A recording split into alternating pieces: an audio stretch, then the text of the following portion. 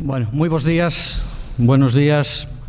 Soy Jesús Morán, trabajo actualmente en el Plan Nacional sobre Drogas y tengo el grato honor de presentar esta última mesa de comunicaciones orales. Son 6 comunicaciones, tenemos hora y media, por lo tanto, para cada persona que va a hacer la presentación va a ser aproximadamente 12 minutos, con calma, con tranquilidad, pero porque los iré avisando y poniendo en conocimiento del tiempo que van llevando. Van a ir subiendo de uno en uno según le vaya llamando para presentar la comunicación respectiva y luego al final subirán todos y todas aquí a la mesa para un turno de preguntas.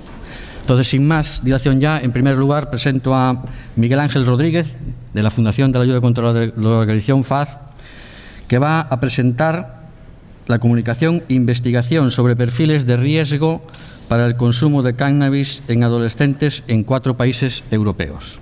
Miguel Ángel. Buenos días a todas y a todos. Gracias, Jesús, y gracias en primer lugar al comité organizador y por aceptarnos la comunicación y por la amabilidad en todas las gestiones que han sido con ellos, que han sido de verdad muy fáciles y muy sencillas, ¿no? Y es de agradecer, la verdad. Bien, quería brevemente presentaros en titulares, en sus elementos más esenciales, una investigación que hemos realizado con un conjunto amplio de adolescentes de España, de Italia, de Rumanía y de Portugal, sobre diversos elementos que tienen que ver con el consumo de cannabis desde el punto de vista, por supuesto, psicosocial, socioeducativo, de factores de riesgo, ahora iré entrando en detalles. Un equipo de personas de varias instituciones europeas, pero en el caso español desde la Universidad Miguel Hernández, desde la UNED y desde la fundación en la que trabajo, la FAD, ¿no? La Fundación de Ayuda contra la Drogadicción. Como os decía, el estudio que realizamos y la investigación que yo presento ahora en esta comunicación es parte o está enmarcada por un trabajo más amplio denominado CAPIC, por las siglas en inglés de Cannabis Abuse Prevention Program for Young Consumers, que fue la realización apoyada por la Comisión Europea de 2 trabajos, básicamente, ¿no? Además de esta investigación, ¿no? Que es accesoria y que, por cierto, financia también el Plan Nacional sobre Drogas. En ese proyecto europeo de la Comisión Europea, que acabó el año pasado, lo que hicimos fue evaluar la aplicación de un programa que ya disponía la FAD y que se sistematizó, que es Pasa la Vida, probablemente alguno o alguna lo conoceréis, y la creación y la validación de una escala sencilla, o lo más sencilla posible, que nos permitiese, o que os permitiese, porque está todo, luego al final os daré las direcciones, está todo absolutamente colgado en Internet y es de acceso libre y gratuito. Una escala, decía, sencilla y efectiva y aplicable y validada que permitiese medir en un grupo de, en este caso, adolescentes, cuál es su intención de consumir para poder ayudaros o poder facilitar a los profesionales, las profesionales que trabajáis en este tema, la evaluación de impacto de una intervención preventiva. Nosotros la creamos y la utilizamos para el programa Pasa la Vida, pero está, pues, insisto, a vuestra disposición para cualquier otro tipo de intervención preventiva que intente modificar, bajo estos parámetros que ahora os contaré brevemente, intención de consumo de cannabis o variables alrededor de esa intención o consumo ya realizado. Bien.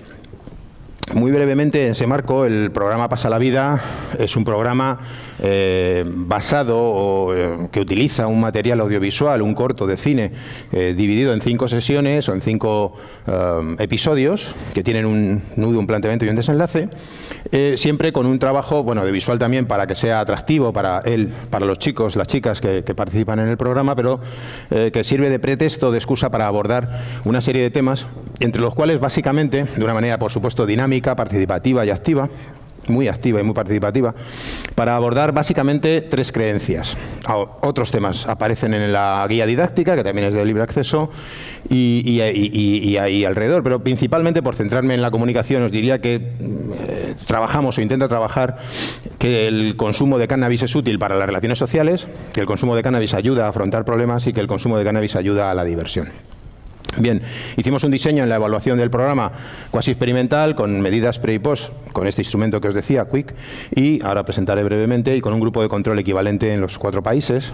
Y apreciamos brevemente, aunque tenéis en la página que os diré al final toda la información en detalle, reducciones significativas de actitudes hacia el consumo, de intención de consumo en los últimos 30 días y de consumo en los últimos 7 días.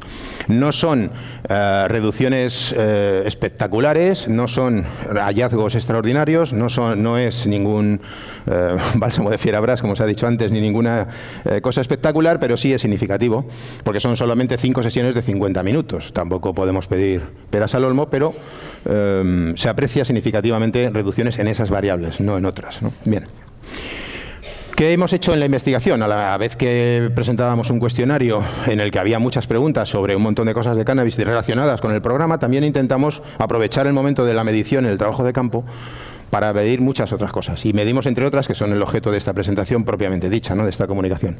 La relación entre valores y otras variables personales y el nivel de consumo de cannabis, los valores personales de los y las adolescentes del estudio y los factores, la relación con los factores de riesgo de carácter familiar en el consumo de cannabis, factores de riesgo propiamente dichos y consumo directamente, y valores, qué cosas valoran, cómo son, y el consumo de cannabis. Todo ello para proponer 2 modelos explicativos para los y las adolescentes, que son un modelo de que explique la relación entre factores de riesgo para el consumo y un modelo que explique cómo esos valores, que es el que también nos interesaba particularmente, cómo esos valores, cómo esas cosas que valoran, eso que les importa, eso que les mueve, influye o no, en qué medida y cómo en el consumo de cannabis, ¿no? Bien. Los instrumentos que utilizamos para medir estos diferentes ámbitos y elementos que os estoy planteando son conocidos, bueno, en el Quick no es tan conocido, ya va siendo más conocido, pero está validado. En el caso de los valores utilizamos el cuestionario de Schwartz, que nos parecía bueno, hay muchas posibilidades de hacerlo, pero el estandarizado, ahora presento un poco más en detalle, ¿no?, de 10 valores, nos parecía algo razonable y algo pues conocido, contrastado y consistente, ¿no?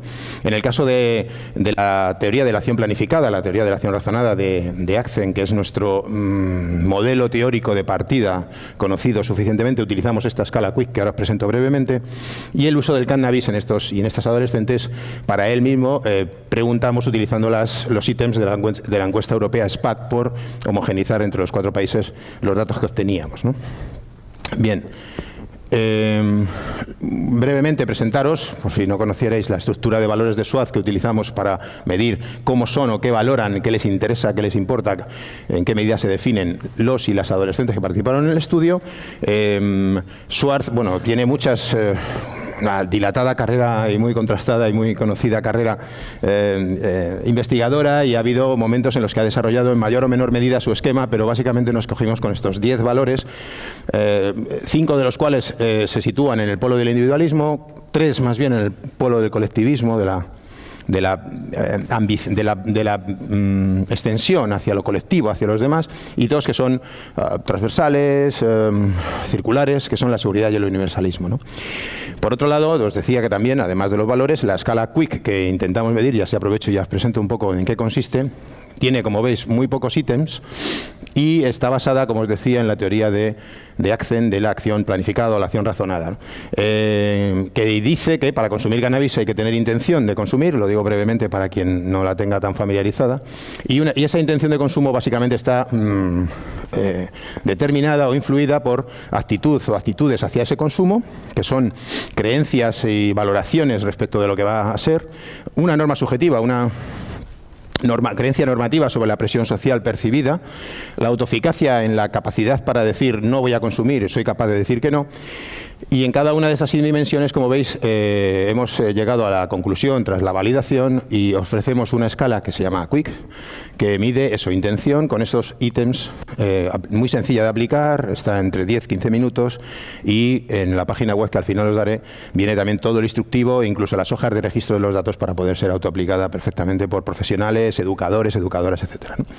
Bien, con todo esto hicimos un modelo mixto y tal, brevemente, no nos gusta en general al equipo, y menos a mí particularmente, que soy el que lo tiene que hacer, poner tablas con datos, con números y tal, que vuelvan loco. Esto vuelve un poco loco, lo siento, pero es un esquema de los resultados significativos que hayamos mezclando todos estos ingredientes. Si hubiera tenido más minutos, me detendría más en contaros a detalle qué significa, qué hay detrás de todo esto, pero básicamente os digo, mezclando la teoría de la acción razonada, investigación sobre factores de riesgo que preguntábamos también en el cuestionario, y todo lo que tiene que ver con factores familiares y valores, lo que nos sale significativo en los 4 países, hay alguna diferencia entre ellos, pero no en la tendencia central, sino en cuestiones secundarias, entendemos, y que entendemos que también se deben a cuestiones culturales, no son lo mismo, que son países más o menos latinos.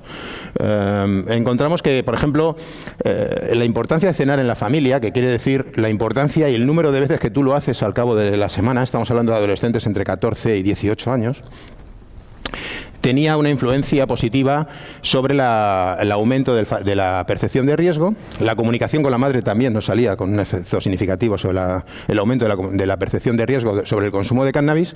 La impulsividad tenía a su vez también una influencia positiva sobre las actitudes favorables al consumo. Venga, 3 minutos. 3 minutos. Bien, termino. Los valores, el valor poder, el valor autodirección salían con efectos positivos sobre actitudes, norma social. El valor tradición, al revés, tenía negativos sobre la autoeficiencia. Bueno, hay un montón de información que lógicamente en 8, 10, 12 minutos no da tiempo a contar, pero nos parece interesante desde el punto de vista de lo que pretendíamos también en esta investigación, que no solo es hacerla por conocer mejor, por supuesto, el fenómeno, sino también ofrecer pistas preventivas, pistas para luego trabajar desde el punto de vista de la prevención, que básicamente refuerzan, no sé si será bueno o malo, pero refuerzan lo que ya todos los profesionales comúnmente compartimos sobre cuáles son los factores de riesgo más importantes o menos a la hora de trabajar con este tipo de población, la prevención del consumo de cannabis, y que encontráis, como digo, en el documento que luego os contaré. Principales conclusiones, pues las que más o menos extraemos aquí, es decir, las creencias asociadas a mayor consumo por parte de esta población adolescente en estos 4 países son la de que el cannabis me divierte y el cannabis me relaja. Son las que nos dan mayor consumo. La interacción familiar mayor y mejor, o sea, tanto en cantidad y en calidad, conlleva menor consumo directa e indirectamente, tanto a través de la teoría como a través de los valores, es decir, en los 2 modos, ¿no? La impulsividad, como era de esperar, incrementa la intención y incrementa el consumo. Valores dentro del modelo de SWAR como tradición, conformidad, seguridad o benevolencia son protectores. Valores como hedonismo, poder o autodirección son de riesgo en general. Y hay, como decía, ciertas diferencias entre países, suponemos que debidas a razones culturales. Quería terminar con esta discusión un minuto, que es, no solo por esta investigación, sino por otras nuestras y de otras entidades que conocemos. El dilema está aquí un poco, bajo nuestro punto de vista, ¿no?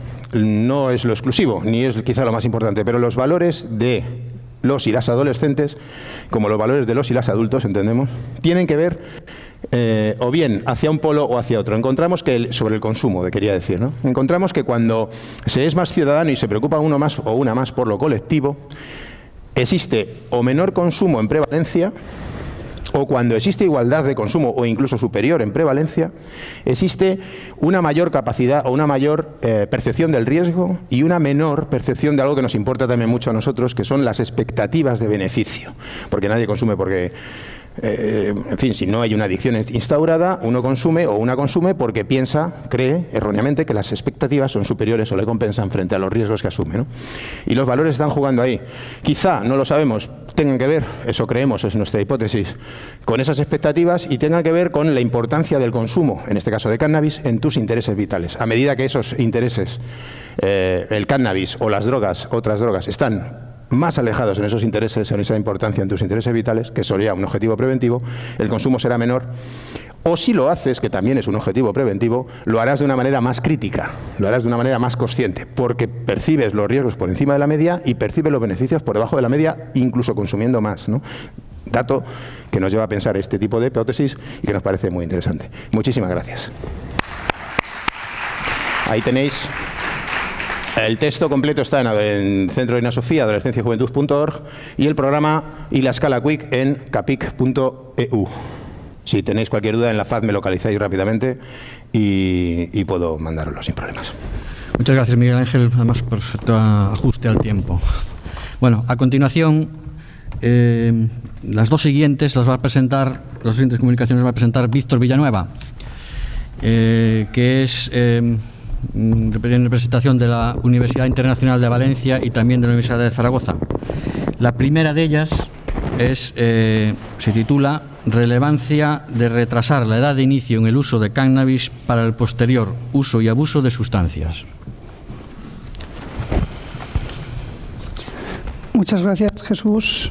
Muchas gracias también al comité organizador, al comité científico y a todas las entidades y organismos públicos que han hecho posible que estemos hoy todos y todas aquí para poder compartir nuestras opiniones, nuestros conocimientos, nuestra información que hemos ido desarrollando a nivel de investigaciones sobre distintos aspectos relacionados con el cannabis.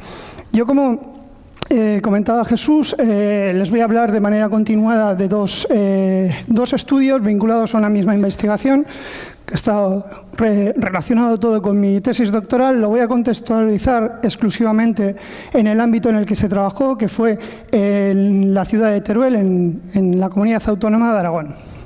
Bien, en el primero de ellos, con respecto a la relevancia de retrasar la edad de inicio en el uso de cannabis para el posterior uso y abuso de sustancias, nos vamos a centrar exclusivamente en el tema del consumo de cannabis y las borracheras, las intoxicaciones etílicas agudas. Si tenemos en cuenta la encuesta Studes, los datos que tenemos en España y luego en Aragón, en las dos últimas publicadas, tendríamos en amarillo oscuro sería la de 2012, en amarillo más claro la de 2014. Estos resultados lo que nos han mostrado es que concretamente en el consumo de cannabis tenemos una edad de inicio en Aragón inferior a la de la media nacional y superior la prevalencia, tanto en los últimos, en todos los tramos temporales contemplados hay una prevalencia superior a la media nacional. Esto mismo sucede también en el caso de las intoxicaciones etílicas agudas. De igual manera, sucede con el alcohol y con el tabaco, pero no lo abordaremos.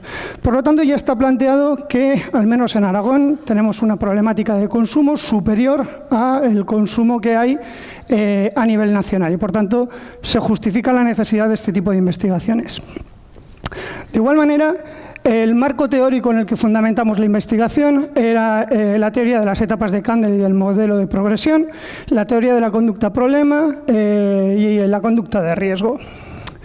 El objetivo inicial era analizar la edad de inicio, si una edad de inicio precoz en el uso de cannabis predeciría una mayor frecuencia de su consumo, que es algo que está ampliamente apoyado por la literatura científica, por la evidencia, y así como de las intoxicaciones etílicas agudas. De aquí se derivan dos hipótesis de trabajo. Hipótesis 1 sería que a menor edad de inicio en el consumo de cannabis habría una mayor frecuencia de consumo de esta sustancia. Hipótesis 2, que a menor edad de inicio en el consumo de cannabis habría una mayor frecuencia de intoxicaciones etílicas agudas. Las variables de estudio relacionadas con las drogas fue la edad de inicio, la frecuencia de uso en los últimos 12 meses y últimos 30 días para el cannabis y las borracheras, y luego se introdujo igualmente la variable individual sexo.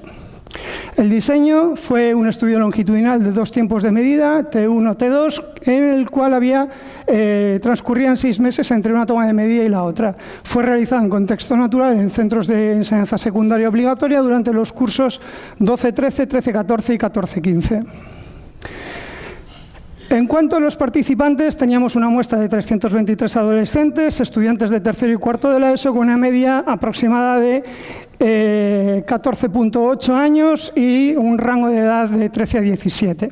Asimismo, había una paridad bastante cercana en cuanto a sexo, y en cuanto a etnicidad teníamos que la muestra era en torno al 90% era autóctona, era de nacionalidad española, y luego el restante 10% se distribuía hasta en 19 nacionalidades distintas. Los instrumentos que estuvimos utilizando fueron para edad y sexo un sociodemográfico utilizado ad hoc, y para la edad de inicio del uso de drogas utilizamos las escalas, una adaptación de la escala del Observatorio Europeo sobre Drogas y Toxicomanías, que fue traducida al castellano conjuntamente con la Agencia Antidroga de Madrid. Y lo mismo para el uso de drogas, lo que hicimos es una adaptación partiendo del cuestionario de la encuesta Studes 2012. Bien. En cuanto al procedimiento, la selección de centros fue no aleatoria. Hay que decir que los 3 centros fueron centros públicos. De los 8 que hay 4 que son concertados, 4 que son públicos. Trabajamos con 3 de ellos. Se les dio información sobre los objetivos e instrumentos del estudio a los IES participantes. Se les solicitó el consentimiento informado a través de ellos. La administración de los instrumentos fue de carácter individual durante los horarios de las tutorías, y se informó también a los participantes, por un lado, de la voluntariedad de la participación, aunque tuviéramos el consentimiento informado, y también de la confidencialidad se mantuvo. Para ello teníamos los informes favorables de los comités de bioética, tanto de la Universidad de Santiago de Compostela, que es donde yo estaba realizando mi tesis doctoral, aunque estuviéramos en Aragón, y del CEICA, que es el comité de ética que hay en Aragón. En cuanto a los análisis de datos, realizamos unos análisis descriptivos con SPSS y un análisis de senderos con EMPLUS, intentando trabajar siempre con estimación de análisis factoriales, confirmatorios y modelos estructurales con máxima verosimilitud, con correcciones robustas. ¿Qué es lo que hallamos en el estudio? Bien. Lo que encontramos fue que con respecto al consumo de cannabis, la edad de inicio se nos situaba en los 13,3 y en las 2 tomas de medidas en torno a los 13,3 años. En cuanto a la prevalencia, en los últimos 12 meses teníamos el 19,2 y el 19,8% de los adolescentes. Esto implicaba que teníamos un incremento de 0,6 en 6 meses. Con respecto a la prevalencia de consumo en los últimos 30 días, teníamos en T1 un 10% y en T2 prácticamente similar. Esto implicaba un ligero descenso de 0,3. Si hacíamos lo mismo a nivel descriptivo con las borracheras, encontrábamos la edad de inicio en 13,4 y en 13,5. Para la prevalencia en los últimos 12 meses en 41,5 y 48,3, lo cual supone un incremento de 6,8 en 6 meses. Y la prevalencia en los últimos 30 días pasamos del 17,6 al 25,7, un 8% de incremento en 6 meses, bastante significativo. En cuanto a los resultados del Path Analysis, obtuvimos unos índices de ajuste totalmente satisfactorios. Y este es el modelo resultante, el modelo predictor del consumo de cannabis, en el cual tendríamos que una edad de inicio de consumo de cannabis predecía la frecuencia de consumo en los últimos 30 días. Hay que entender que aquí estamos hablando de los que son consumidores y que, por tanto, esta edad de inicio había sido antes, aunque esto estaba tomado en el tiempo 1. Y asimismo, también predecía en tiempo 2 la frecuencia de consumo, es decir, en ambos sitios lo predecía. Y de igual manera predecía de manera directa también la frecuencia de borracheras en los últimos 30 días, y como se puede observar en los recuadros, la R cuadrado, la varianza explicada, es bastante elevada. Estamos hablando de 0,86, 0,69 y 0,84. Es decir, le explica muy bien lo que sería. Si hablamos luego de los caminos indirectos, lo que encontramos es que la edad de inicio predice la frecuencia de consumo de cannabis a los 30 días, 6 meses después, explicando 0,13. Y las borracheras, explicando, lo predice de manera negativa, es decir, a menor edad de inicio, mayor frecuencia de consumo de cannabis, y a menor edad de inicio también mayor consumo, mayor número de borracheras. Por tanto, tenemos que tanto por vía directa como por vía indirecta estamos explicando el consumo de cannabis y también el de intoxicaciones etílicas agudas. Bien, para la discusión, a partir de los datos que hemos dado anteriormente sobre las prevalencias de consumo... Perfecto.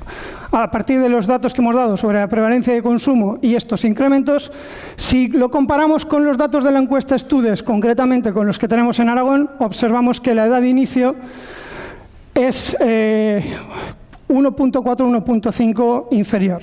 Estamos hablando, esto no es que los datos de la encuesta Estudes mientan, hay que hacer una interpretación lógica de ello, es que aquí la muestra que tenemos es de 14-18 años y por lo tanto con los datos de prevalencia que tenemos de en torno al 20% que han consumido en el último año, esto quiere decir que hasta los 18 años hay gente que sigue consumiendo, o sea, perdón, que se incorpora a los nuevos consumos y esto genera que se amplíe, que aumente la edad de inicio. Pero esto nos tiene que llevar a la siguiente reflexión, a si hay una necesidad de incluir edades de la adolescencia temprana, es decir, de los 11 a los 13, 14 años en los estudios de prevalencia. ¿Por qué? Porque estamos observando que estamos teniendo en torno a un 20% de los adolescentes con unos consumos ya, aunque sean experimentales, pero que todos somos conocedores del riesgo que eso implica. Es ampliamente apoyado en la literatura científica que el consumo temprano es un factor de riesgo. Es decir, una línea futura, aparte de la sugerida para las encuestas epidemiológicas, sería una prevención selectiva con grupos de riesgo. Pero no podemos detectar estos grupos de riesgo si no incluimos estas edades previamente. Por tanto, esta sería la primera reflexión que yo aportaría a este foro. Con respecto al modelo predictivo, los resultados, bueno, confirmamos la hipótesis 1, que es a menor edad de inicio en el consumo de cannabis, mayor frecuencia de consumo de esta sustancia. Hay una relación predictiva negativa de manera directa para T1, T2 e indirecta a través del regresivo. Esto es un hallazgo consistente y además implica un riesgo de trastorno por consumo de cannabis que en estudios recientes lo están apoyando, que esto es así. Y luego el tamaño elevado de la varianza explicada, es decir, es un potente predictor, no estamos hablando de algo anecdótico. Si hablamos de los senderos indirectos, también confirmaríamos la hipótesis 2, que a menor edad de inicio en el consumo de cannabis hay una mayor frecuencia de intoxicaciones etílicas agudas. Esto hay una relación, y lo mismo que en el anterior caso, una relación predictiva negativa de manera directa e indirecta, y esto también tenemos estudios en consonancia, como el de Richmond Raker, que habla de los estudios de crecimiento de consumo de alcohol cannabis. Y también el tamaño elevado de la varianza explicada para las borracheras, es decir, ser consumidor de cannabis a edades tempranas es un factor de riesgo potente para el desarrollo de intoxicaciones etílicas agudas. Conclusiones. Bien, tenemos un potente efecto predictivo de sentido negativo entre esa edad de inicio y ambos tipos de consumo, lo cual nos llevaría, por un lado, a hablar de los programas preventivos, que han de centrarse en la adolescencia, en retrasar la edad de inicio, disminuir la frecuencia de consumo a través de medidas de prevención universal sobre el alcohol y el tabaco, que son las drogas de inicio, que, según la teoría de Kandel, nos están demostrando constantemente que dan paso luego al consumo de cannabis. Pero también no tenemos que olvidar la prevención selectiva indicada con menores de inicio precoz. Y luego la conveniencia de establecer protocolos de detección precoz en el contexto familiar y educativo con menores en riesgo de consumo tanto de alcohol, tabaco y cannabis a estas edades. Finalmente, como líneas futuras, pues ampliaría que al menos en la adolescencia temprana se incluyan componentes preventivos dirigidos a las familias y fomentar la implementación de programas preventivos en el ámbito familiar con base en la evidencia científica y rigor metodológico. Estos dos aspectos, la base en la evidencia científica y el rigor metodológico, creo que son esenciales. Más que nada para no hacer pseudoprevención. Muy bien, yo creo que sigue ya con la siguiente, sí, que será influencia de amistades en el consumo de cannabis. Gracias, Jesús. Bien, con respecto a esto, el marco teórico utilizado sería el de la teoría de la acción razonada y la conducta planificada de Axen-Sisben y la teoría del aprendizaje social y cognitiva social de Bandura. Son amplias teorías contrastadas también, sobre todo, bueno, las dos, en el ámbito científico y de las más utilizadas para hablar de lo que serían los procesos de influencia social. El objetivo sería analizar si, a pesar de existir un consumo propio de cannabis, un mayor número de amistades consumidoras de esta sustancia predeciría una mayor frecuencia de consumo de cannabis y derivaríamos en tres hipótesis. La hipótesis 1 sería si tener amistades que consumen cannabis incrementa el consumo propio de esta sustancia. La hipótesis 2, si consumir cannabis conduce a seleccionar amistades que también consumen esta sustancia. Y hipótesis 3, si el consumo previo de cannabis predice posteriormente el consumo de esta sustancia. Las variables de estudio tendríamos, por tanto, en consonancia con lo que hemos tenido anteriormente, frecuencia de uso de drogas para los 2 tramos temporales de 12 últimos meses y 30 últimos días, sexo, y luego variables relacionadas con los iguales, que sería el consumo de drogas por las amistades. El diseño similar al anterior, pero en este caso teníamos 3 tiempos de medida y el contexto natural fue el mismo.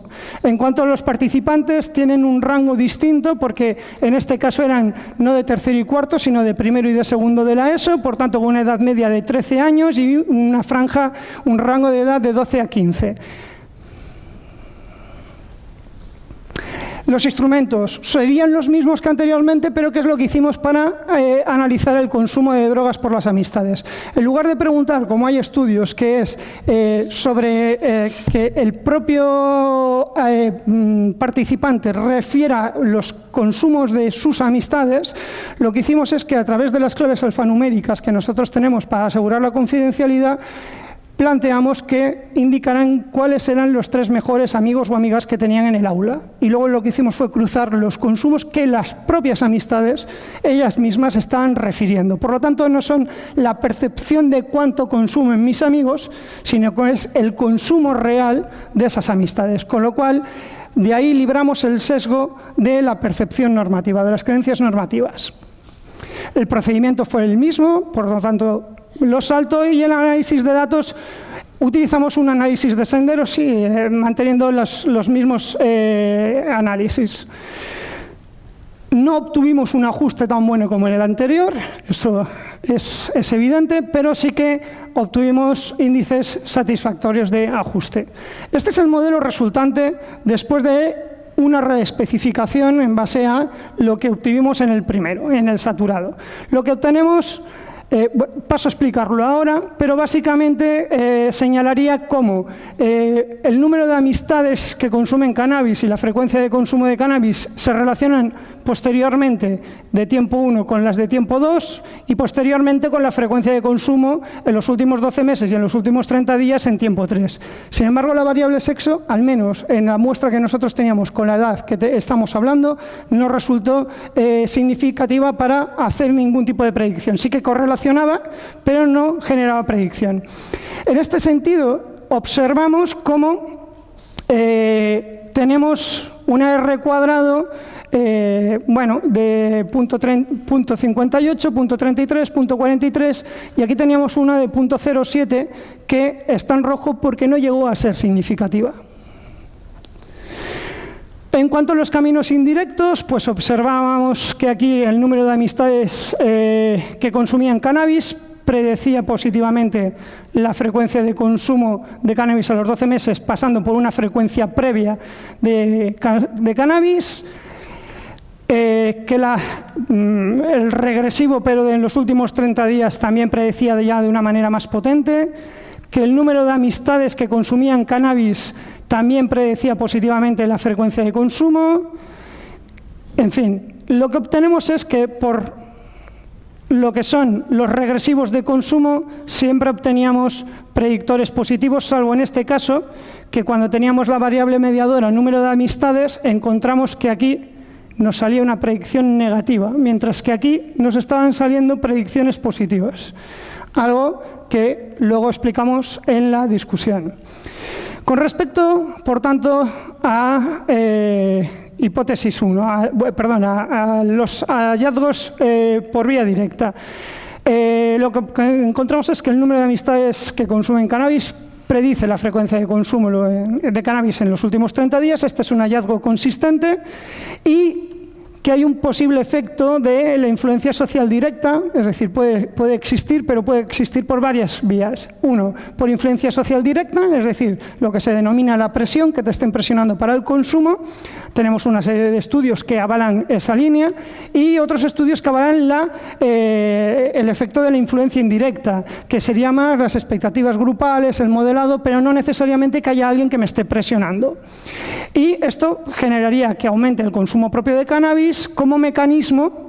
Hay estudios como el de Pauling que plantea que sería como un mecanismo para obtener mayor aprobación social dentro del grupo de iguales.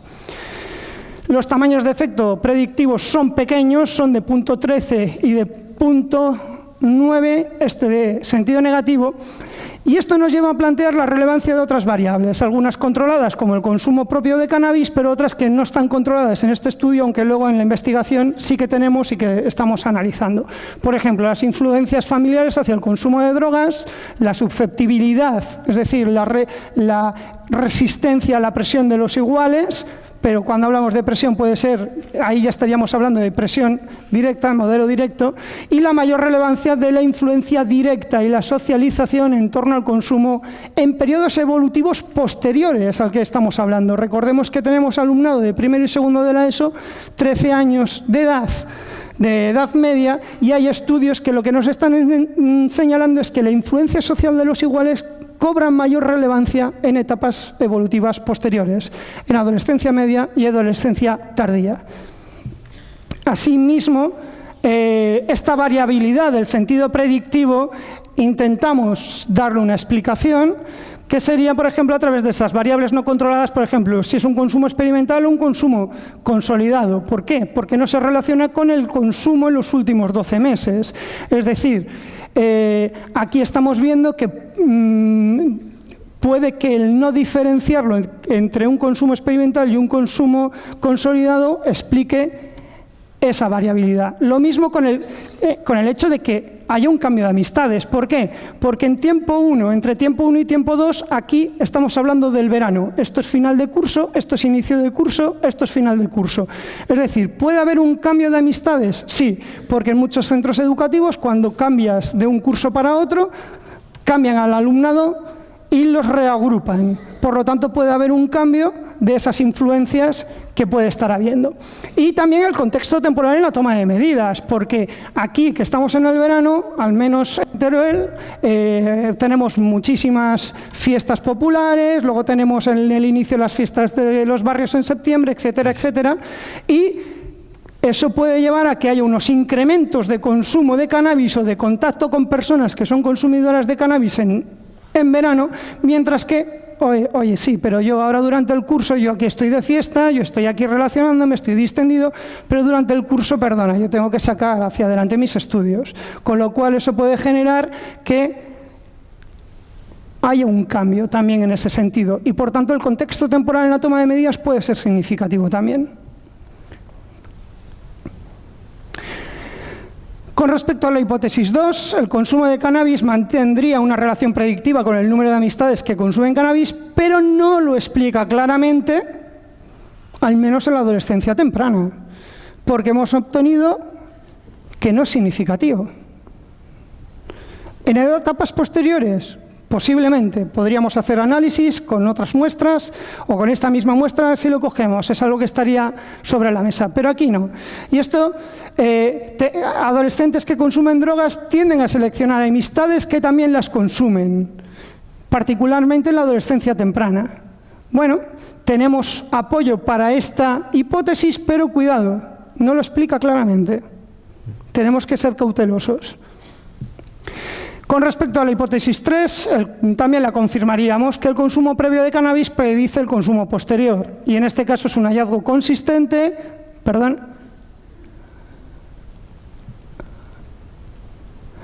y la variabilidad en el tamaño de efecto, que aquí es de 0.72, de aquí a aquí son 6 meses y de aquí a aquí también, pero encontraríamos lo mismo, que puede ser que esa variabilidad en el tamaño del efecto tenga que ver con la relevancia del contexto temporal, lo que estamos hablando. De aquí a aquí es verano y de aquí a aquí estamos en mitad de curso.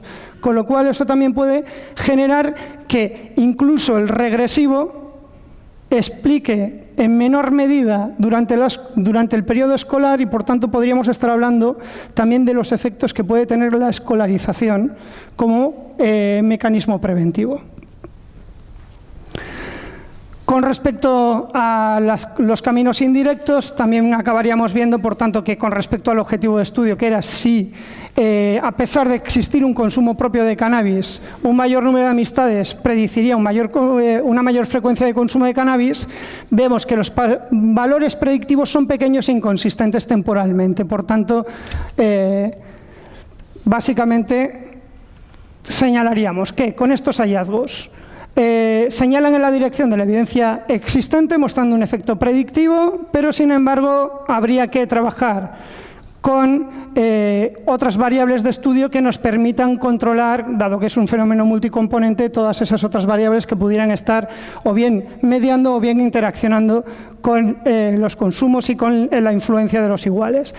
La variabilidad del sentido predictivo, ya hemos estado hablando de ella, y luego la tendencia a establecer amistades con compañeros consumidores de cannabis se da por dos procesos. Uno, la selección de pares, y otro, la socialización con iguales consumidores. Esto tampoco ha sido controlado y sería relevante porque lo que nos apuntan algunos estudios es que la selección de pares es un mejor predictor que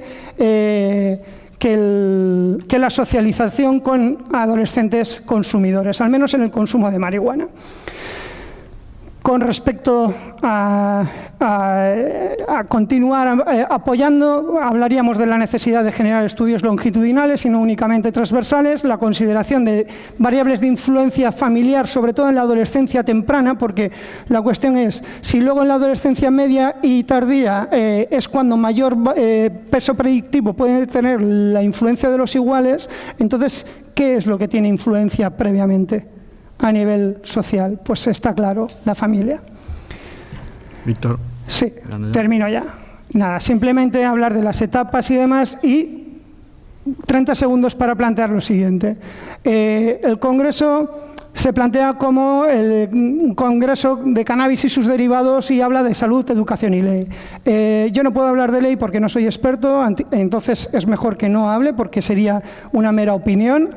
Si me centro en salud y educación, si hablamos de uso terapéutico vinculado a salud, no soy experto, con lo cual prefiero no hablar tampoco de ello. Podría hablar de uso responsable y cuando hablamos de uso responsable, creo que en el debate lo que tiene que haber es, como muy bien se apelaba en alguna otra comunicación, al derecho a la información, tiene que haber información.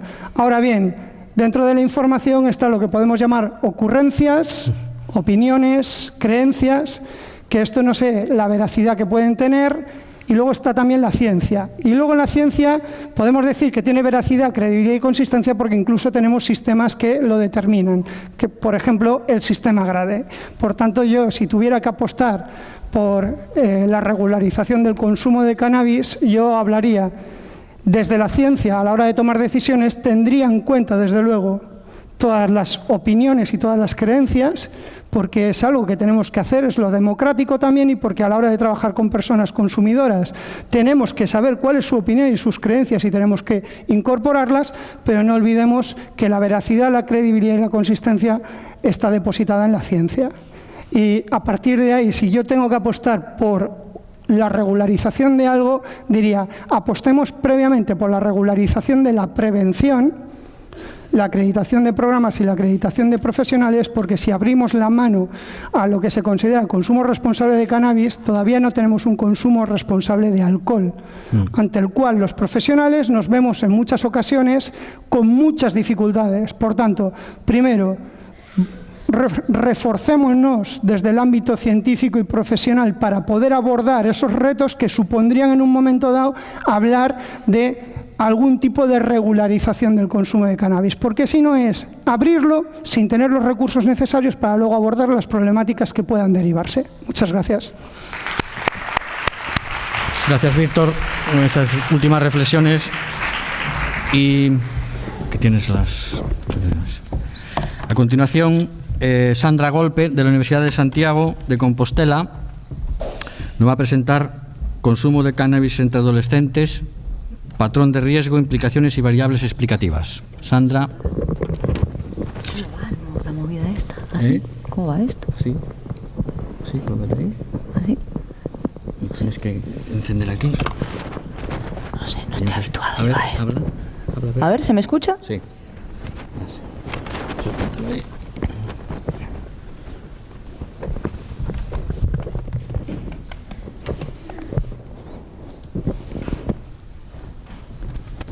Venga. Bueno, mi nombre es Sandra, formo parte de un grupo de investigación llamado SICOM de la Universidad de Santiago de Compostela y vengo a presentaros un trabajo titulado Consumo de cannabis entre adolescentes, patrón de riesgo, implicaciones y variables explicativas. En primer lugar, quisiera dar las gracias, por supuesto, al comité científico y organizador y a todos los que han hecho posible no solo la celebración del Congreso, sino que yo también pueda estar hoy aquí. Si estamos aquí es porque, si no todos, la inmensa mayoría de nosotros consideramos que el cannabis es un problema. ¿Por qué es un problema? Bueno, el cannabis constituye la droga ilegal más consumida entre los adolescentes y los no tan adolescentes.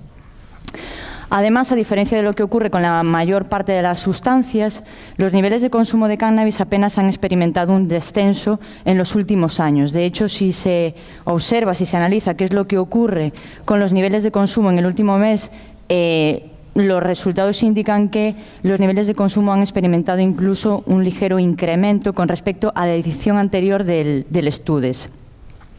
A todo ello, además de los niveles globales o generales de consumo, hay que añadir que un 2,5% de los adolescentes entre 14 y 18 años estarían realizando ya un consumo de riesgo. Por si eso fuera poco, también tenemos que hacer referencia a la temprana edad a la que los adolescentes se inician en el consumo de la mayoría de las sustancias y entre ellas, por supuesto, el de cannabis, que, si mal no recuerdo, en el Studes figuraba como se estimaba en 14,8 años.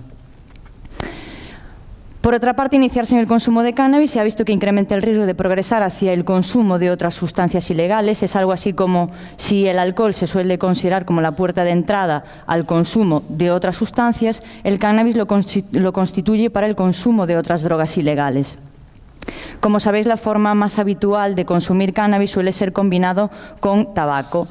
El hecho de consumir el cannabis combinado con tabaco no solamente contribuye al mantenimiento del consumo de ambas sustancias, del tabaco y del cannabis, sino que además incrementa su potencial adictivo. Por otra parte, está perfectamente documentado las implicaciones sociosanitarias que el consumo de cannabis acarrea, tanto a nivel respiratorio, a nivel cardiovascular, a nivel psicopatológico. También se ha visto que el consumo de cannabis está relacionado con otras conductas problema en la adolescencia, como puede ser el uso problemático de Internet, diferentes prácticas de riesgo, como el sexting, el ciberacoso, las apuestas online. Todo ello justifica que sean necesarias líneas de actuación específicas a nivel preventivo, y ello hace que sea necesario identificar cuáles son los factores de pronóstico, es decir, qué variables se encuentran asociadas al consumo de cannabis. En los últimos años, en este sentido, se han puesto o han experimentado un gran auge los llamados modelos de prevención ambiental.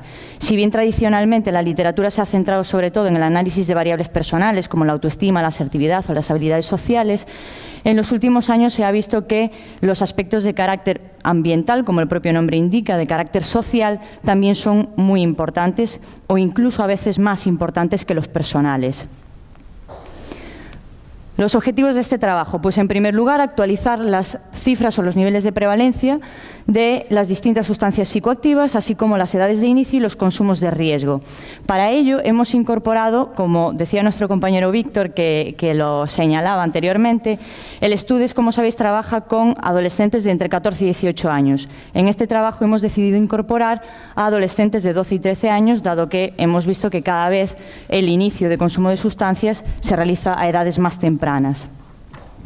Además, intenta analizar las posibles implicaciones del policonsumo de tabaco y cannabis y, por último, analizar el papel de posibles factores de pronóstico, tanto de carácter personal como de carácter social o ambiental. En este caso nos hemos centrado en variables familiares como son el dinero disponible o la hora de llegada a casa. Para ello se utilizó una metodología selectiva consistente en una encuesta entre los estudiantes de ESO y bachillerato de las provincias de A Coruña y Pontevedra. La muestra final estuvo compuesta por casi 4.000 adolescentes entre 12 y 18 años. El instrumento fue un cuestionario integrado por 5 bloques de preguntas. El primer bloque incluía preguntas extraídas del Estudes para evaluar hábitos de consumo de alcohol y otras sustancias tanto en el último mes como en el último año. También se incluyeron 3 herramientas de screening, el CAST para identificar a los consumidores de riesgo de cannabis, la versión validada en español con adolescentes españoles para identificar el consumo de riesgo de alcohol, que es el audit, y también se utilizó la escala de uso problemático de Internet. También se incluyeron preguntas de elaboración propia sobre conductas de riesgo en la red, para evaluar sexting, ciberacoso, apuestas online, y se incluyeron escalas sobre variables personales para evaluar autoestima, impulsividad, asertividad, habilidades sociales, y también preguntas de elaboración propia para evaluar variables de tipo familiar, como os decía anteriormente, dinero disponible y hora de llegada a casa.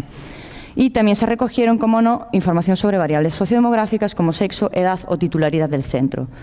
El procedimiento, los datos se recogieron en las propias aulas de los centros en grupos reducidos de entre 15 y 20 chavales que debían cumplimentar de manera íntegra el cuestionario. En todo momento se garantizó el anonimato y la confidencialidad de las respuestas y la participación fue totalmente voluntaria. Con respecto al objetivo 1, prevalencia de consumidores, edades de inicio y consumo de riesgo.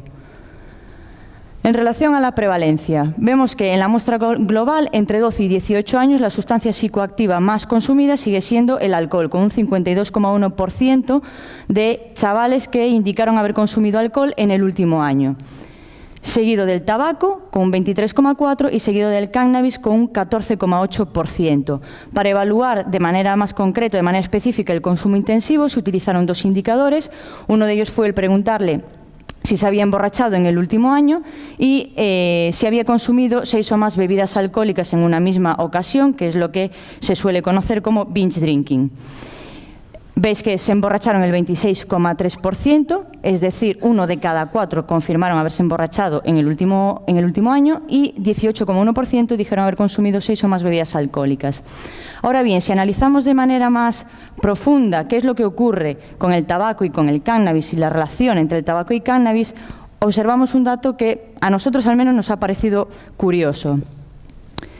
A día de hoy existen más adolescentes que consumen tabaco y cannabis que solamente tabaco. Es decir, les hemos preguntado a los chavales, hemos seleccionado a aquellos chavales que dijeron que solamente consumían tabaco, a aquellos que solamente consumían cannabis y a aquellos que consumían de manera combinada tabaco y cannabis.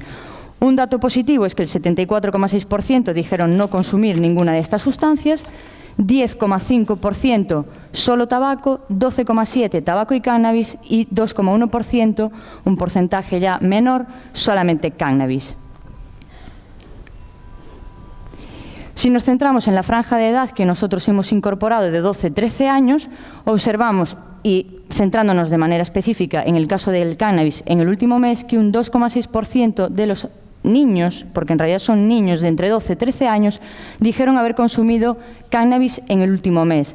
Aunque la cifra pudiera parecer pequeña, llevado esto pues a cifras poblacionales, lo que viene a decirnos es que alrededor de 1.000 niños entre 12 y 13 años consumieron cannabis en el último mes.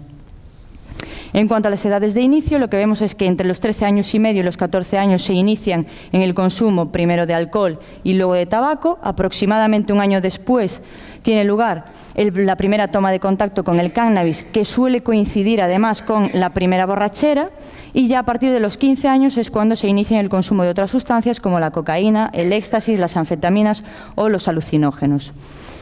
En cuanto al patrón de riesgo evaluado a través del CAST, se observa que en la muestra global un 3,8% serían ya consumidores de riesgo de cannabis. No hay diferencias en función del género, aunque sí en función de la edad. A medida que aumenta la edad, se incrementa el porcentaje de consumidores de riesgo, siendo del 6,3% en la franja de edad de 16-18 años, en comparación con el 1,3% entre los de 12-13 años. Objetivo 2, implicaciones. Para tratar de explorar ¿Cuáles son las implicaciones? Hemos establecido esos 3 grupos de comparación y se ve cómo efectivamente el porcentaje de chavales que han consumido diferentes sustancias en el último año es significativamente mayor en ese grupo de comparación, es decir, en los que consumen tabaco y cannabis. Y luego tenemos también que los chavales que consumen tabaco y cannabis son también los que experimentan más prácticas de riesgo en la red, como sexting, ciberacoso, escala de uso problemático de Internet, contacto con desconocidos. Entre los factores de pronóstico vemos que las variables personales como autoestima, impulsividad, habilidades sociales o asertividad han presentado diferencias significativas, aunque los tamaños del efecto son muy pequeños.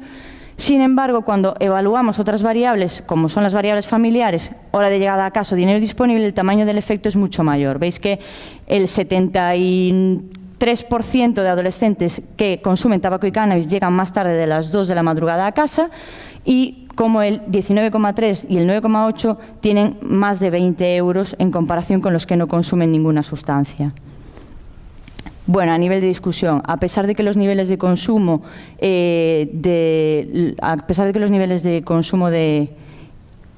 los niveles de consumo de cannabis son preocupantes, a pesar de estar por debajo de los registrados a nivel nacional. Como os he comentado, alrededor de 1.000 niños entre 12 y 13 años han consumido cannabis. El consumo de riesgo, es decir, los niveles de consumo generales son menores a los encontrados a nivel nacional, pero el consumo de riesgo es superior, lo cual indica que está empeorando el patrón de riesgo. Y los adolescentes que consumen ambas sustancias ha quedado de manifiesto que tienen numerosas implicaciones. Y son más importantes las variables quizás de carácter familiar, de carácter social, que las variables de carácter personal, y todo ello pone de manifiesto la importancia de la prevención familiar y en particular del papel de los padres. A nivel institucional sí que quería señalar que es importante reforzar las políticas de control de tabaco y cannabis, seguir realizando un seguimiento de los niveles del consumo y apostar por un modelo de prevención ambiental que supondría no solo trabajar con los jóvenes, autoestima, asertividad, impulsividad, sino también con padres y educadores, como hemos visto ahora, hora de llegada, normas y límites, dinero disponible, qué ocurre con educación para la ciudadanía, que nos hemos cargado esa materia. Y también importante a nivel macrosocial, pues seguir invirtiendo recursos en políticas de control, en la elaboración y puesta en práctica de programas de prevención, tener en cuenta también qué es lo que ocurre con la accesibilidad al consumo de las distintas sustancias, qué estamos haciendo con la publicidad. Y nada, limitaciones. El hecho de haber utilizado un muestreo no probabilístico y una muestra procedente con adolescentes de Coruña y Pontevedra hace que los resultados tengan que ser tenidos en cuenta con prudencia. El carácter no obligatorio de primero y segundo de bachiller hace que probablemente hayamos infraestimado el nivel de la prevalencia del consumo en esa franja de edad, que probablemente sea mayor. No es posible establecer relaciones de causalidad, se han utilizado un número muy limitado de variables y las variables son autoinformadas, son los chavales los que nos proporcionan esa información. ¿Hacia dónde deberíamos ir? Hacia la incorporación de nuevas variables, hacia la elaboración de modelos explicativos y también sería interesante desarrollar estudios longitudinales que nos permitan garantizar y establecer la direccionalidad de las relaciones. Gracias. Muchas gracias, Sandra. Y ya sin más en autoridad, a continuación, Guillermo Moreno Sanz, del Departamento de Anatomía y Neurobiología de la Universidad de California y también del Grupo de Investigación Abagune de Álava, nos va a presentar el informe de la Academia Nacional de Ciencias de Estados Unidos, Efectos sobre la salud del cannabis y los cannabinoides, conocimiento actual y recomendaciones para la investigación. Guillermo. Sí.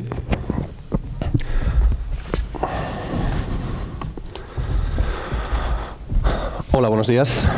Agradecer al Comité Científico y al Comité Organizador que me hayan permitido venir a presentar hoy este estudio de la Academia Nacional de las Ciencias de Estados Unidos, que ya ha sido mencionado por distintos ponentes a lo largo del Congreso, que se ha denominado Efectos sobre la salud del cannabis y de los cannabinoides. Se publicó en enero de 2017.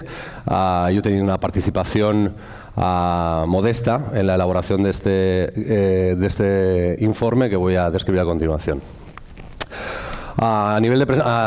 Como presentación, yo soy licenciado en Química y en Bioquímica, obtuve mi doctorado en Neurociencias en la Universidad Complutense. Fernando Rodríguez Fonseca fue el director de esa tesis, junto con el profesor Daniele Piomelli de la Universidad de California en Irvine. He desarrollado mi actividad investigadora los últimos 8 años en esta universidad y he estado involucrado en el desarrollo de la industria del cannabis en California y en Estados Unidos a través de la Asociación Americana de Química y como asesor científico para empresas que están trabajando en esta industria. El esquema de esta presentación va a ser una breve descripción del contexto y los objetivos del estudio de la academia, resumen de los métodos utilizados, las conclusiones y recomendaciones del informe y una extrapolación o unas reflexiones acerca del contexto español y de qué podríamos sacar de este informe aplicado al nivel europeo. Una breve descripción del contexto. Este estudio viene precedido por otros 2 que elaboró en su momento el Departamento de Salud. Primero, data de 1982, Marijuana and Health, y 1999, Marijuana and Medicine. Si nos damos cuenta, el primer hito que ha tenido la agencia, la Academia de las Ciencias, ha sido desterrar el término marihuana para referirse al cannabis, tanto en su uso recreativo como en su uso terapéutico. ¿De dónde viene el contexto? El contexto viene de la legalización estatal en diversos estados para uso medicinal o para uso recreativo del cannabis, que ha conducido a esta situación en la que casi el 60% de los americanos viven en un territorio en el que tienen acceso legal a cannabis. Los objetivos del estudio eran desarrollar una revisión exhaustiva y detallada de la literatura acerca de los efectos tanto de los riesgos como de los beneficios del consumo de cannabis y cannabinoides y realizar recomendaciones a corto y largo plazo acerca de un plan nacional, de una agenda nacional de investigación que permitiese a los Estados Unidos a abordar este problema de salud pública potencial al que se enfrentan y además mover una agenda de investigación, utilizar este movimiento dentro de la legislación para promover dinámicas de investigación que pudiesen resolver los problemas posibles. Los patrocinadores del estudio están fuera de toda sospecha en este sentido. Esta es la lista de patrocinadores y los miembros del comité científico son una serie de expertos en distintas áreas clínicas, preclínicas, de investigación y de elaboración de revisiones sistemáticas. Mi contribución como consultor fue la escritura del capítulo 2 de química del sistema endocannabinoide y de la química de los fitocannabinoides. El resumen de la metodología del estudio: el comité científico incluyó expertos en todas estas áreas. Entre junio y diciembre de 2016 el comité se reúne 5 veces en persona y una reunión virtual. Y después realizaron 2 reuniones abiertas al público para recoger input de todas las personas que quisieran participar. En la metodología se adoptan características clave de las revisiones sistemáticas, tratando de encontrar una imparcialidad para realizar una búsqueda minuciosa en bases de datos más relevantes. La búsqueda incluye más de 24.000 artículos y el comité evalúa más de 10.000 abstracts para la inclusión en el reportaje. Se da prioridad a las revisiones sistemáticas más recientes, así como a las investigaciones de alto impacto centradas en uno de estos 11 aspectos predefinidos en el estudio. Estos 11 aspectos son los efectos terapéuticos, la incidencia del cáncer del consumo de cannabis, el riesgo cardiometabólico, enfermedad respiratoria, función inmunitaria, uso problemático de cannabis, consecuencias prenatales, peri y postnatales, efectos psicosociales, trastornos mentales, accidentabilidad y muerte, y uso de cannabis y abuso de otras sustancias, todos temas que han tocado distintos ponentes a lo largo de esta conferencia. Digamos que una novedad que propone el comité es la definición de 5 grados para definir el grado de evidencia de los datos disponibles, de los que disponemos. La primera sería concluyente, robusta, moderada, y después entramos en el rango de limitada o insuficiente, que yo voy a pasar un poco más por encima por motivos de tiempo.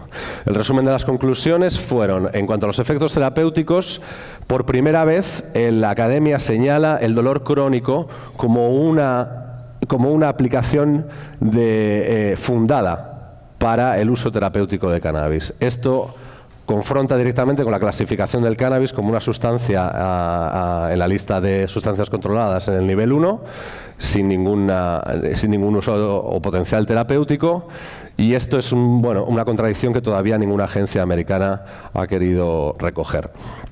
En adultos con dolor crónico, en adultos con espasticidad asociada a esclerosis múltiple, en la percepción y en el report de los propios pacientes. Y para estas indicaciones los cannabinoides tienen un efecto modesto. El resto de indicaciones evaluadas, así como José Antonio ha escrito antes, hay un potencial en estudios preclínicos, pero en estudios clínicos el resto de las indicaciones evaluadas no existe información adecuada para evaluar sus efectos.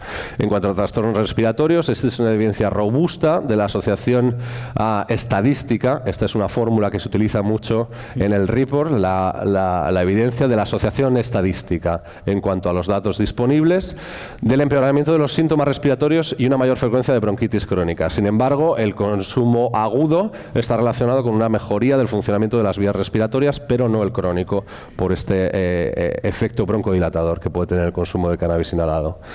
Accidentabilidad y muerte. El uso de cannabis antes de conducir aumenta el riesgo de sufrir un accidente de circulación. El grado de esta evidencia es bastante robusto, y en los estados en los que el cannabis es legal existe un mayor riesgo de consumo accidental por parte de menores. Esto ha dado también lugar a que los fabricantes hayan tratado de desarrollar empaquetado, packaging, que sea resistente para que los niños no puedan acceder a este tipo de productos. En cuanto al cáncer, existe una evidencia moderada de que el consumo fumado de cannabis no está relacionado estadísticamente con la incidencia de cáncer de pulmón, igualmente que no está relacionado estadísticamente con la incidencia del cáncer de cuello y cabeza. En cuanto al riesgo cardiometabólico, no existe evidencia clara sobre si el uso de cannabis está asociado con el riesgo de sufrir un infarto de miocardio, embolia o diabetes. Existe una laguna de conocimiento acerca de los efectos del cannabis o los medicamentos cannabinoides sobre el sistema inmune, probablemente a través del receptor de cannabinoide 2, y no existen datos suficientes para extraer conclusiones acerca de los efectos que tiene el consumo de cannabis sobre la inmunocompetencia. Asimismo, las evidencias son limitadas acerca de que el uso de cannabis fumado pueda tener efectos antiinflamatorios, que es una indicación típica para la que se suele asociar el consumo de cannabis. Fumar cannabis durante el embarazo está asociado con claramente con una disminución del peso del recién nacido. Esta es la única faceta que se ve afectada. Por lo demás, no hay un compromiso para la salud del recién nacido, y no existe una relación clara entre fumar cannabis durante el embarazo y otras consecuencias para la gestación y la infancia. En cuanto a los efectos psicosociales, hay una evidencia moderada de que el cannabis agudo interfiera con aspectos cognitivos de aprendizaje, memoria y abstención. En las 24 horas posteriores al consumo se considera consumo agudo. Otra vez, la evidencia es moderada. Hay que ser un poco cauto con este tipo de afirmaciones. Un número limitado de estudios sugiere que existen déficits cognitivos en el aprendizaje, memoria y atención en individuos que han abandonado el consumo de cannabis. Y la evidencia es limitada en que el consumo de cannabis durante la adolescencia esté relacionado con parámetros sociales, como el éxito académico, el acceso al mercado de trabajo, el salario o la posición social. En cuanto a la salud mental, aquí hay una evidencia robusta que ya otros participantes han explicado, de la asociación estadística entre el uso de cannabis y el desarrollo de esquizofrenia y otras psicosis, con un mayor riesgo entre los usuarios más frecuentes. En individuos con esquizofrenia y otras psicosis, sin embargo, el consumo de cannabis podría estar relacionado con una mejora leve en la capacidad de aprendizaje y memoria. El uso de cannabis no parece incrementar la probabilidad de desarrollar depresión, ansiedad y estrés postraumático, como vimos ayer en la presentación magnífica de Sergio. El uso frecuente de cannabis puede acentuar los síntomas en individuos diagnosticados. Los usuarios frecuentes y crónicos, los heavy consumers de cannabis, tienen una mayor incidencia de tendencias suicidas. Todo esto se explicó ayer. Uso problemático de cannabis. La probabilidad de desarrollar un uso problemático está motivado por la frecuencia y la edad temprana del mismo. Esto también lo hemos hablado. Uso de cannabis y abuso de otras sustancias. Aquí la evidencia es limitada, salvo en el caso de la evidencia moderada entre la asociación estadística entre el uso de cannabis y el desarrollo de trastornos de abuso y otras dependencias, incluyendo el alcohol, el tabaco y otras sustancias ilícitas. Guillermo, 3 minutos. Sí. Las recomendaciones del informe son identificar lagunas en la investigación, dando prioridad a la investigación clínica y observacional, las políticas de salud y la salud y seguridad pública. La segunda es mejorar la calidad investigadora, y el comité señala al Departamento de Salud como un responsable que debe marcar las referencias para la investigación y los estándares de calidad para esta investigación. La tercera recomendación es aumentar la farmacovigilancia y el impacto sobre la salud pública, y la cuarta es intervenir sobre las barreras legislativas para la investigación, que suelen ser regulatorias y económicas. Dicho esto, una de las limitaciones del estudio fue que todos estos estudios que se agrupan como estudios relacionados con cannabis están en realidad desarrollados con distintas sustancias, como pueden ser dos medicamentos como el Epidiolex y el Sativex, con cannabis fumado o incluso con cannabis sintético o THC sintético, como en el caso del Dronabinol. Y un sesgo de la investigación de todos estos, de toda esta literatura es que estos son los ensayos clínicos realizados durante 2017.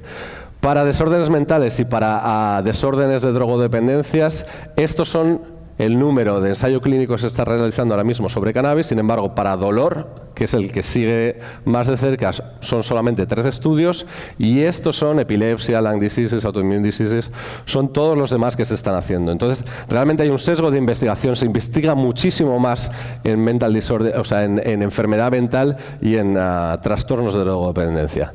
Y además, una de las claras indicaciones acerca de este reportaje es la incidencia en la calidad de la investigación. No podemos, el colectivo de investigadores, no podemos estar todavía frenados por el hecho, por la confusión que se crea alrededor del uso terapéutico y del uso recreativo del cannabis. Probablemente, como se ha señalado por parte de otros ponentes, el uso terapéutico de moléculas derivadas de cannabis se distanciará eventualmente del consumo recreativo, y después hay que ser cautos con la extracción de conclusiones con parte de estos datos. Aquí pongo esta preciosa relación entre el número total de accidentes de tráfico en las carreteras americanas con el número de limones frescos importados de México. El hecho de encontrar una correlación no siempre está sujeto a una causalidad, con lo cual hay que ser verdaderamente muy prudente a la hora de evaluar los resultados que se obtienen de estas conclusiones. Y finalmente, solamente un apunte: esto no es el crecimiento del contenido de THC en las preparaciones de cannabis, esto es el tren de patentes que se han depositado basados en tecnologías derivadas de cannabis. El desarrollo de estas patentes lo lleva a cabo una serie de empresas dedicadas al desarrollo farmacéutico, y esto es verdaderamente el indicativo de por dónde van a ir los tiros con el desarrollo de terapias basadas en cannabis. Muchas gracias. Muchas gracias, Guillermo. Bueno, finalizamos ya el turno de presentaciones con Eva María Picado. Tienes aquí, Guillermo. Creo que es la tuya ya. Decía Eva María Picado, del Departamento de Psicología Social y Antropología de la Universidad de Salamanca y también de la Asociación de Ayuda al Drogodependiente Nueva Gente de esa ciudad. Va a presentarnos percepción de riesgo y mitos en el binomio cannabis y conducción. Eva, ¿Sí? Está bien. Vale. Bueno, en primer lugar, pues igual que han dicho mis compañeros, agradecer la participación en este congreso, tanto al comité organizador como al comité científico. Y yo voy a centrarme en explicar un programa que se está realizando ya desde el 2007. Técnicos de la Asociación Nueva Gente, es una asociación de ayuda al drogodependiente que principalmente se dirige a temas, trabaja con temas de prevención, con técnicos de la Junta de Castilla y León y técnicos de Ayuntamiento y Diputación, de técnicos de salud, técnicos de drogas, pues diseñamos un taller que denominamos Vuelve a casa. En este taller era dirigido para adolescentes que de alguna forma queríamos trabajar el riesgo y el binomio que existe entre alcohol, otras drogas y conducción. Por eso, como os digo, en este grupo de trabajo realizamos el diseño de un programa, como os digo, se llama Vuelve a Casa, es que se desarrolla en los diferentes institutos y centros formativos de toda Castilla y León. Y en concreto pues se trabaja sobre 3 aspectos: la percepción de riesgo en relación al consumo de alcohol, drogas y conducción, mitos, información y habilidades sociales. Lógicamente, por la extensión del propio programa y por todos los datos que también manejamos, pues yo solamente hoy me voy a centrar en la relación a la seguridad vial con el cannabis. ¿El por qué nos interesaba? Bueno, pues lógicamente dentro de nuestra línea de prevención con adolescentes nos queríamos centrar en una conducta de riesgo que bueno, pues está demostrada por diferentes autores que es la causa de accidentalidad en jóvenes, bueno, en general, en la población en general, una causa es el factor humano. Lógicamente, dentro de los diferentes factores o elementos que influyen en este factor humano, pues se encuentran la transgresión de la norma. Dentro del proyecto europeo DRUID ya nos dice que la probabilidad de encontrar casos positivos en cannabis es mayor en conductores varones, que se va disminuyendo según el aumento de edad y que además es más habitual en las horas, en los periodos nocturnos. Además, nosotros tenemos en cuenta a la hora de hacer este proyecto que los 2 factores que de alguna forma pueden influir, como apuntan algunos estudios recientes, pueden afectar o pueden influir en el cumplimiento de las normas de tráfico, depende pues de 2 factores. En primer lugar, del grupo de referencia y en segundo lugar, de la aceptación de los preceptos formales, es decir, la legitimización del castigo. Es más fácil que un adolescente legitime y acepte el castigo producido si de alguna forma incorpora dentro de su esquema de valores, dentro de su esquema de creencias, la importancia de la realización de este tipo de conductas, ¿no?, de seguridad vial. Los objetivos que os voy a presentar hoy, en primer lugar, como objetivo general, es analizar los cambios de actitud que se han realizado con la puesta en marcha de este proyecto. Yo solo he escogido datos de los últimos 4 años, aunque se puso en marcha el programa anteriormente y sí que ha sufrido algunas modificaciones, como es lógico. Los objetivos específicos, analizar esa percepción de riesgo del binomio conducción y cannabis, aunque ya os he comentado que el propio proyecto es mucho más, se centra en otro tipo de drogas y por supuesto también de alcohol, en relación a la variable edad, y evaluar las creencias erróneas de los jóvenes en relación a la conducción y el consumo de cannabis, además de analizar la percepción de riesgo tras la reestructuración de ciertas ideas. Como os he comentado, se han analizado estos datos en jóvenes de edades comprendidas entre 15 y 22 años. Hemos trabajado para obtener estas conclusiones con los datos de 3.300 alumnos.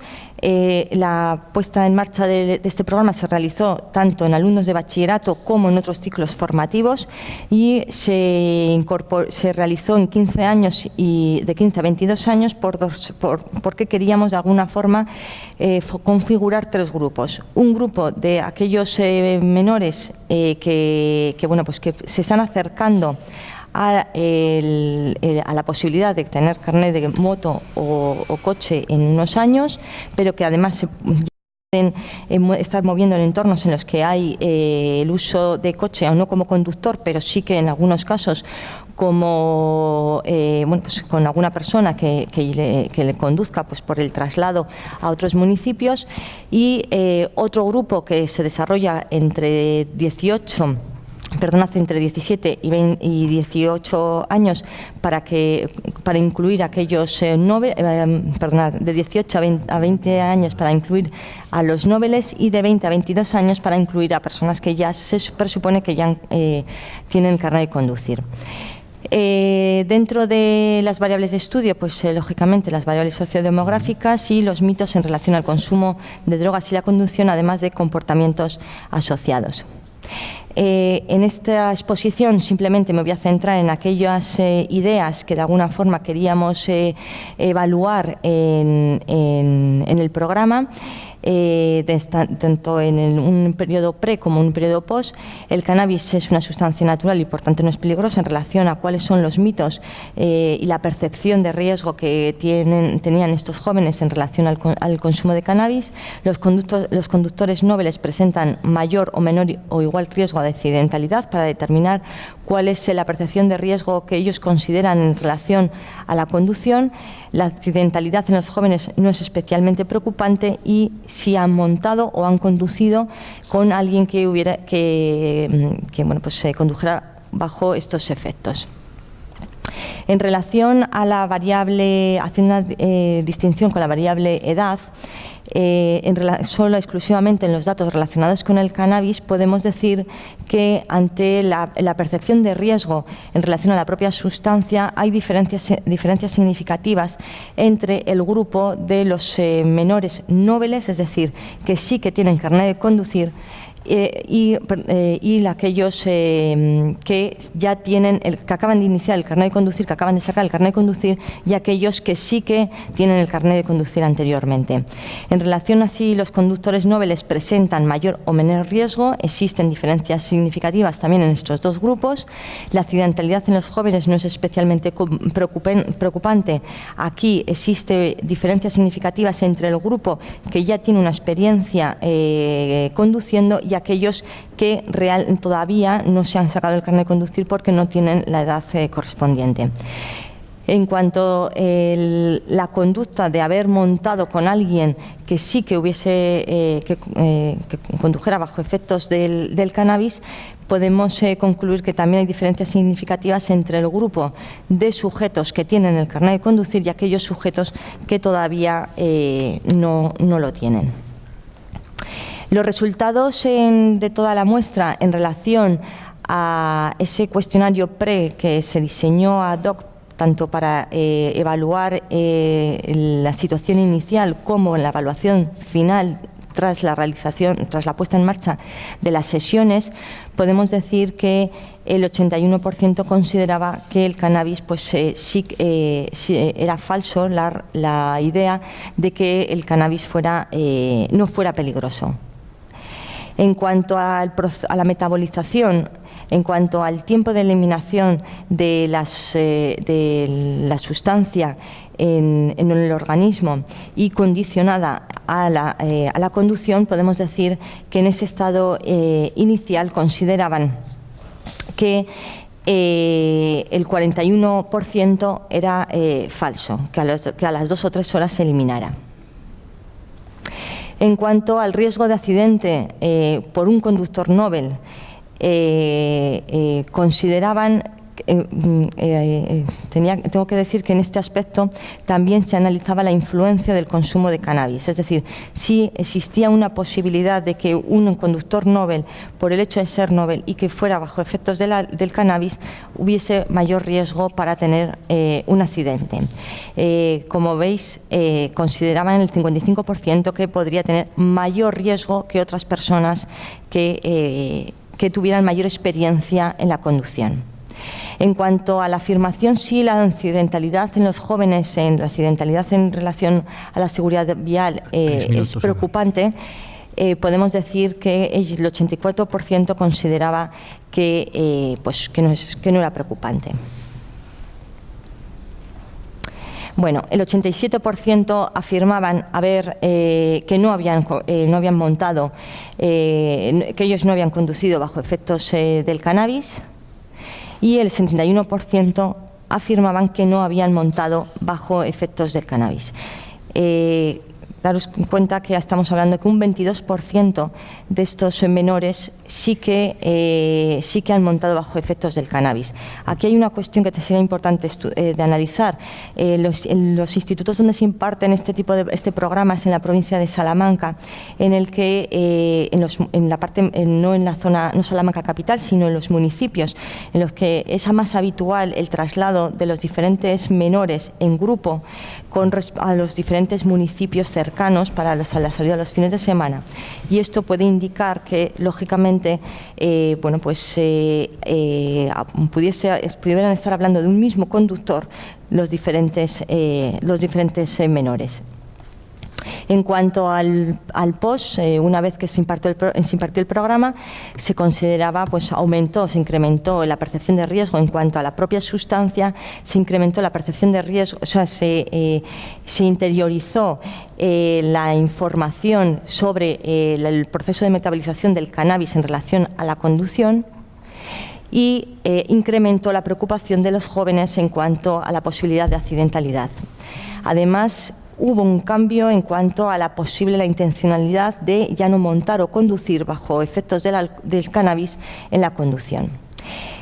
Sí que me parecía, aunque lógicamente me he centrado en el consumo de cannabis, sí que me parecía interesante trasladaros algunos de los datos de los resultados que nosotros estamos analizando. En primer lugar, los jóvenes mantienen una información errónea con respecto a el efecto que tienen las diferentes sustancias en nuestro organismo. Esto, en la seguridad vial, significa que no todos tienen una información acertada y adecuada de cuál es el proceso de metabolización o el tiempo de metabolización en relación a las diferentes sustancias y vinculado, pues, a la conducta de conducción. Además, se ha comprobado que algunos alumnos poseen una información errónea no solo de lo que os acabo de comentar con respecto a esa frecuencia, a esa metabolización, sino también el propio efecto, las propias consecuencias y las propias consecuencias en relación a los consumos de distintas drogas y el alcohol. Y principalmente es el consumo de alcohol el que parece que hay una mayor exposición en relación a la conducta de conducción, ya que considera como menor riesgo conducir bajo efectos del alcohol. Ya como conclusión podemos decir que el programa pretende reestructurar, y parece, con los datos que nosotros tenemos hasta este momento, que pretende reestructurar la percepción de riesgo del consumo de cannabis, principalmente en relación a la conducción. Pretende reestructurar la información en cuanto al proceso de metabolización, y esto vinculado al tiempo de efecto que produce el consumo de cannabis en la conducción. Pretende de alguna forma cambiar el riesgo sobre la accidentalidad y la influencia como factor humano que tenemos a la hora de conducir, es decir, cuál es la responsabilidad como conductores y cuál es la influencia de ciertos consumos, y de alguna forma pretende también incluir uno de los riesgos que está muy asociado también a la percepción de riesgo y a la propia conducción. Es decir, no solo el efecto, las consecuencias y la accidentalidad producida por conducir, sino también el riesgo que supone el que, lógicamente, montes con alguna persona que va bajo efectos de alcohol y conducción. Por eso, sí, nada, ya finalizando, por eso pretendemos de alguna forma, y el propio programa lo incluye en el desarrollo de las sesiones, reestructurar estas ideas, incrementar la percepción de riesgo, pero sobre todo la adquisición de habilidades sociales para de alguna forma tratar en estas, sobre todo en la noche, en las situaciones de ocio, en las situaciones de salida, pues tratar de forma habilidosa el renunciar o el no aceptar, pues ni montar con alguien bajo efecto de sustancias o conducir bajo efectos de sustancias.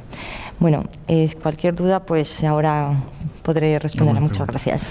Gracias, Eva.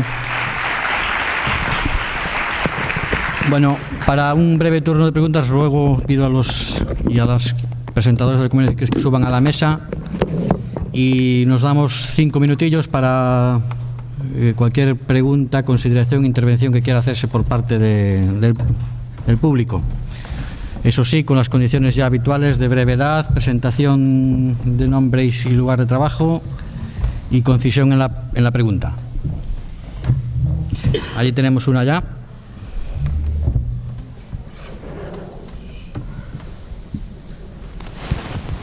Sí, buenos días. Para Guillermo, a tu juicio actualmente en España, siendo eficaz en España, ¿Cuáles son las barreras que impiden un desarrollo adecuado de la investigación farmacéutica en cannabis? Sí, más o menos. Sí. Bueno, en España la autoridad competente es la Agencia del Medicamento. La Agencia del Medicamento extiende dos tipos de licencias, una licencia para investigar y una licencia para producir o sea, para cultivo y manufacturado. Esta licencia como tal todavía no se ha concedido. Alcaliber tiene una extensión de su licencia de manipulación, cultivo y producción de sustancia controlada. Y hay una serie de empresas que tienen, bueno, pues una licencia de investigación. Entonces, estas licencias, la política que está teniendo la agencia ahora mismo es conceder licencias de producción siempre y cuando se garantice un contrato de exportación, porque la venta de derivados de cannabis en España está constituida como delito, como nos explicó ayer el fiscal. Entonces, estos son los cauces que tiene que llevar una empresa que quiera obtener este tipo de licencia. Necesita un contrato de exportación, que es el ejemplo que hemos tenido con Alcaliber estas semanas, por ejemplo. Hay otra serie de licencias que ha dado la agencia para este mismo modelo, y en función de cómo se legisle el uso terapéutico o recreativo y qué tipo de productos se vayan a aceptar en el mercado español en el caso de una futura normalización o regulación, bueno, pues dependerá. Me imagino que esto cambiará un poco una vez que no sea necesaria este contrato de exportación, porque pueda haber una distribución nacional.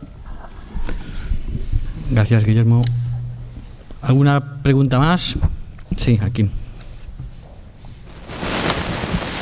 Hola, buenos días, buenas tardes, no sé qué es. Bueno, agradeceros a todos porque me han gustado mucho las comunicaciones. Yo soy Patricia Insúa, trabajo en la Universidad del País Vasco y era una pregunta para Guillermo, pero quizá alguien más también, porque lo has comentado tú, no he leído el informe todavía, pero de cara, ya me lo miraré. Comentabas como que hay evidencia moderada del tema de la influencia negativa, digamos, del consumo de cannabis en el aprendizaje y la memoria. Entonces, lo que hemos visto, lo que nos ha comentado Rafa el primer día y tal, que parecía que estaba muy clara la evidencia negativa en el aprendizaje y la memoria. Entonces, eso me gustaría saber si podías profundizar un pelín más o alguien podía comentar algo. Gracias.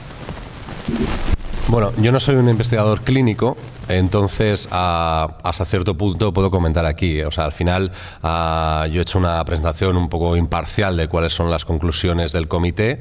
Al final, bueno, pues ahí hay expertos tanto de revisiones sistemáticas como de patología concreta dentro de, además quiero decir que creo que eran características del aprendizaje y aspectos cognitivos dentro de una patología mental, con lo cual probablemente haya gente más cualificada para comentar al respecto de lo que estoy yo. Si queréis alguna cosa. No parece que en esta mesa mismo exactamente no hay, pero bueno, según Bueno, en todo caso, pues por acabar el comentario, yo creo que esto era una parte del mensaje, ¿no? O sea, verdaderamente la academia hace un acto de contrición en este sentido, teniendo en cuenta, pues bueno, la lista de sponsors que hay de este informe. Es sorprendente que no se sea un poco más audaz, un poco en la extracción de conclusiones, ¿no?, acerca de los datos disponibles. Entonces yo creo que precisamente el hecho de que se obtengan conclusiones moderadas y no esté dentro del rango del robusto o del definitivo, pues bueno, verdaderamente yo creo que invita un poco a la moderación para un poco divulgar esta serie de ideas acerca de cómo de robusta es los datos de los que disponemos, ¿no? Allí una... Y ya tiempo para otra y cerramos.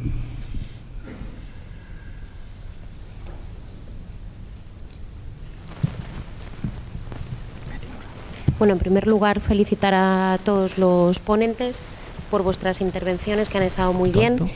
Y yo soy Elena, del Plan Municipal sobre Drogas de León.